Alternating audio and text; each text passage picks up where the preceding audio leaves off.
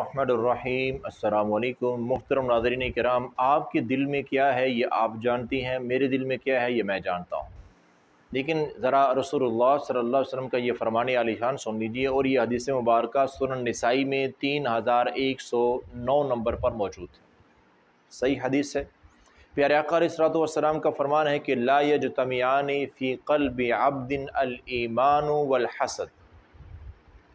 آپ علیہ الصلوۃ والسلام فرماتے ہیں کہ کسی بندے کے دل میں دو چیزیں جمع نہیں ہو سکتی، اکٹھی نہیں ہو سکتی، ان میں سے ایک ہوگی، اور وہ دو چیزیں کون سی ہیں؟ ایمان اور حسد۔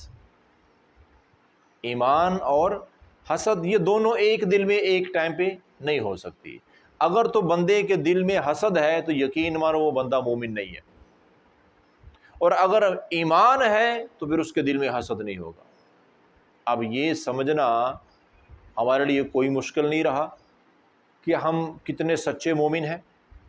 دیکھیں، اگر ہمارے دل میں ایسے جذبات ہیں کہ ہم کسی کو دیکھ کے جلتے ہیں، کسی سے حسد کرتے ہیں کہ اس کے پاس اتنی ایسی نعمت ہے، میرے پاس کیوں نہیں ہے، اس کے پاس جو نعمت ہے وہ چھن جانی چاہیے، ختم ہو جانی چاہیے، یہ حسد ہے، یہ جلن، یہ کڑن، اور یہ ایسی بیماری ہے جو ایمان کو بندے کے دل سے نکال دیتی ہے۔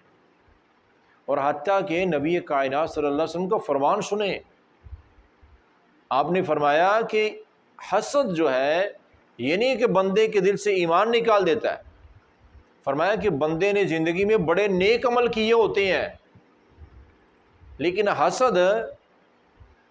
حسد بندے کی نیکیوں کو ایسے جلا دیتا ہے، کما تأکل النار الحطب، جیسے آگ لکڑی کو جلا دیتی ہے۔ اور ایک حدیث پاک کے الفاظ ہے کہ کما تأکل النار الخشب، جیسے آگ خشک گھاس کو جلا دیتی ہے۔ اب کہیں خشک گھاس پڑی ہو، اس کو آگ لگ جائے اور وہ جل جائے تو وہ کیا اس کو گھاس کہے گا؟ وہ کسی کام کی چیز ہے؟ ختم ہوگی، بیکار ہو گئی۔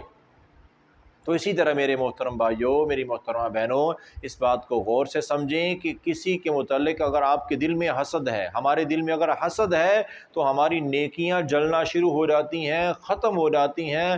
بالکل قیامت کو ایسے لوگ اللہ کے حضور سامنے کھڑے ہوں گے اور ان کے ذہن میں ہوگا کہ میری فلاں فلاں نیک عمل، میں نے تو بڑی تسبیحاں نکالی تھی، میں نے بڑی تہجدیں پڑھی تھی، میں نے بڑا صدقہ کیا تھا، وہ سارا میرے کام آنے والا ہے، لیکن ساتھ ساتھ دنیا میں حسد بھی کرتا تھا، لوگوں سے جلتا بھی تھا کہ اس کے پاس گھر اچھا ہے، اس کے پاس اولاد اچھی ہے، اس کے پاس حسن زیادہ ہے، اس کے پاس عہدہ زیادہ ہے، یہ کسی اونچے خاندان سے تعلق رکھتا ہے، اس کے پاس مال کاروبار بڑا ہے، یہ ساری چیزیں دوسروں کو دیکھ کے جلتے رہنا۔